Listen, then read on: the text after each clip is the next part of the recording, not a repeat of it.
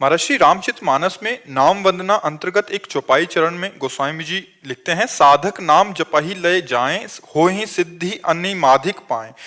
महाराज जी, एक प्रपंचिक साधक के जीवन में क्या नाम से सिद्धियां प्राप्त हो सकती हैं? सिद्धियां नाम का कनिष्ठ अंग होने के बावजूद भी क्या सिद्धियां परमार्थ प्रकृति का संकेत हैं? नहीं।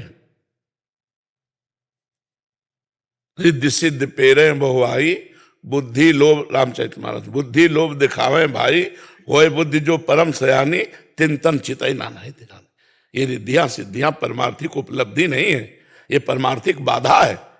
जी राम, परमार्थिक उपलब्धि राम कहें और आंखों से अश्रु बहने लगे, राधा कहें और रोमांच हो जाए, पुलकित हो जाए और हृदय कृत्य कृत्य हो जाए और अब हृदय से निकल पड़े, अब कछुनाथ न चाही मोरे, चाह मिट जाना ही भगवत भजन का फल है।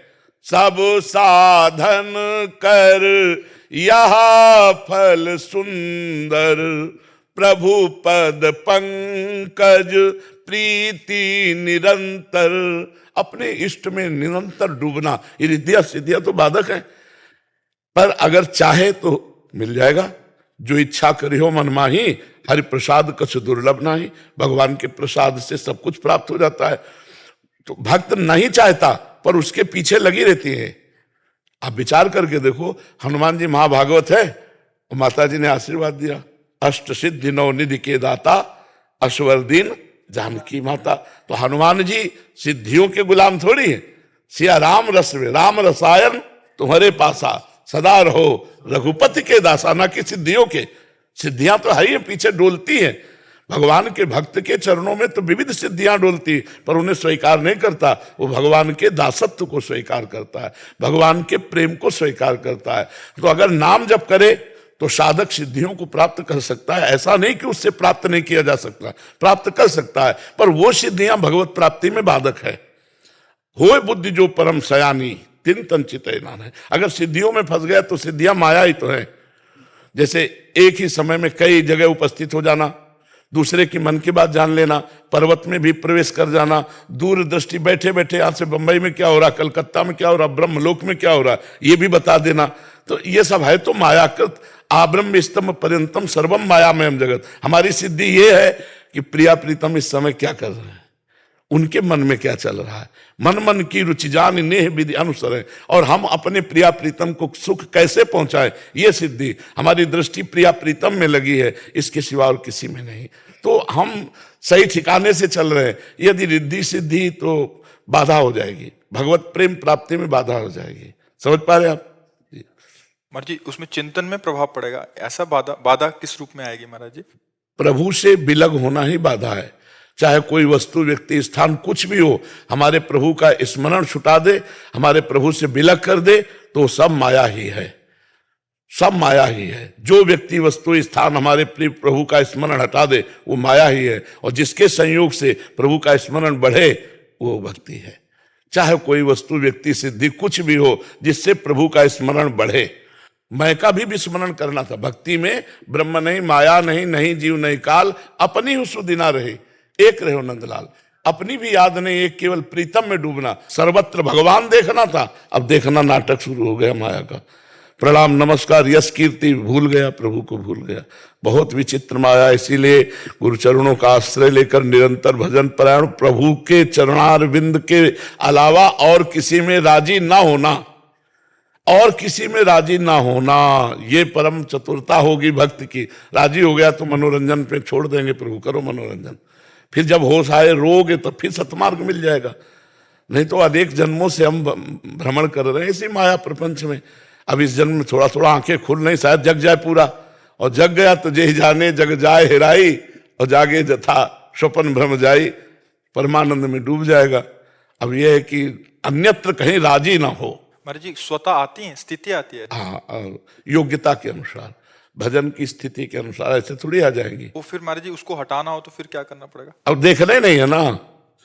हमें जिस व्यक्ति से मतलब नहीं है तो ना मुझसे दुश्मनी करते, ना मित्रता करते, खत्म हो जाता है उसका प्रभाव। ये तो मतलब इनका कोई महत्व थोड़ी है। तो ऐसे चुट्ट ऐसे सर से आ जाने वाली बातें हैं। हाँ, अनेक कायों में प्रवेश कर जाना, अनेक रूप और पत्थरों में प्रवेश कर, ये थोड़ा कठिन सिद्धियां आते हैं, अष्ट सिद्धियों के अंतर्गत आती हैं, ये बहुत ऊंची लेवल पे आती हैं।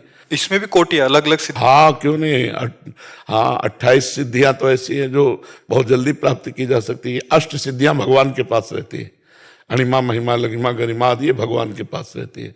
और ये सिद्धियां मतलब भगवत, पर अपने को भगवान का दास बनना है कि भगवान के समान बनना है?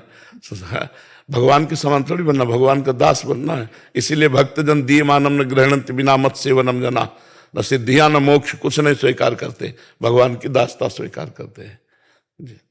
यहाँ अच्छे भोजन में 5 गुलाब जामुन में भगवान को भूल सकते हैं? नहीं भूल सकते। समोसा चटनी में भगवान को भूल सकते हैं? अगर समोसा चटनी पाते समय भगवान भूल गए तो इसका मतलब भगवान का महत्व तो कम हो गया, समोसा चटनी का ज्यादा हो गया। तो अगर इस डिग्री से हम थर्मामीटर लगा के अपने को नापे तो हम कहाँ के भगत हैं, कितने भगत हैं, अपने आप समझ में आ जाएगा। भागवत में लिखा है त्रिभुवन की राज्य लक्ष्मी देने पर आधे पल के लिए भी जो भगवान का विस्मरण ना करे वो महाभागवत है। अतिशय प्रबल देव तो माया है नहीं, बहुत विचित्र है। इसीलिए पहले कदम पे सावधान, हर कदम पे सावधान। माया है कि भक्ति देखता रहे, उसकी पहचान है जिस वस्तु व्यक्ति के संसर्ग से भगवत स्मरण हमारा बढ़े वो भक्ति, और जिससे घटे छूटे वो माया। वो कोई भी हो, बस कोई भी हो, कोई भी हो, जिससे भगवत स्मरण बढ़े वो भक्ति, और जिससे भगवत स्मरण छूटे वो माया। तो अगर हम अपने को थर्मामीटर में नाप के देखें तो अभी कोई स्थिति नहीं भक्ति की। छोटी छोटी बातें, माना अपमान भगवान विस्मरण करवा देगा। साष्टांग दंडवत, आप तो भगवान है, तो हम भगवान को भूल जाएंगे, उसकी बात याद करने लगेंगे। बहुत जब हम कसौटी पे कसेंगे तो बहुत छिद्र है अभी, हर छिद्र को बंद करके तब प्रेमामृत उफान लाता है।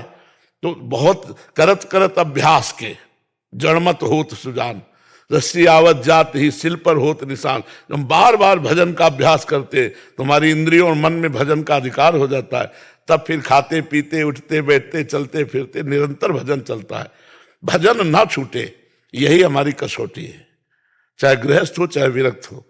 स्मृति कामी ही नारी प्यारी जिमि, लोभी जिम प्रिय धाम, तिम रघुनाथ निरंतर प्रिय लागो मोहि राम। ये अंदर की आंतरिक वृत्ति। महाराज जी विषय चल रहा है इसलिए पूछ रहे हैं। फिर तो ये बाधा रूप में महाराज जी हुआ है, तो ये जैसे सिद्धियां तो ये तो साधक के लिए बाधा के रूप में। हाँ तभी तो गोस्वामी जी ने लिखा है, होय बुद्धि जो परम सयानी तिन तन चितई ना नहीं जान। कोई सिद्धि नहीं, हमें एक तुच्छ दास बनना है, सबसे नीचे रहना है। तृणादपि सुनीचेन, हमको तृण से भी नीचे रहना है। सब पूरे जगत को आराध्य देव मानना है। किससे सिद्धि दिखाएंगे? आराध्य देव से। सिंह राम में सब जग जानी, करो प्रणाम जोरी जुग पानी। सब इष्टाकार वृत्ति है, तो इसमें सिद्धि की जरूरत क्या है? अगर सिद्धि आ गई तो फिर तुम्हारे मन में ये चल रहा, तुम्हारे मन ही तक पहुंच है, आत्मा तक तो पहुंच हो गई नहीं। सिद्धियों की आत्मा में प्रवेश थोड़ी हो, तो मन तक है। मन से ही जैसे स्वप्न में देह धारण करते हैं, ऐसे बहुत देह धारण कर सकता है योगी। आप देखो 1400 वर्ष के चांगदेव जी शेर की सवारी करके सांप का चाबुक लेके ज्ञानदेव जी के पास गए थे। 1400 वर्ष मृत्यु पर विजय प्राप्त किए थे, लेकिन उनको न ब्रह्मबोध था और न ऊंची भक्ति थी। ज्ञानदेव जी ने उनको एकदम निहाल कर दिया। जो 1400 वर्ष में योग में नहीं प्राप्त कर पाए, तो ज्ञानदेव जी ने कहा चबूतरे से चलो, तो चबूतरे चल पड़े, जड़ चबूतरा चल पड़ा। तो उनको लगा यार हमसे ज्यादा योगी है ये। साष्टांग दंडवत हुए, तो उन्होंने कहा अभी तुम कोरे बालक हो। वो समझते थे ज्ञानदेव जी को बालक है, और ज्ञानदेव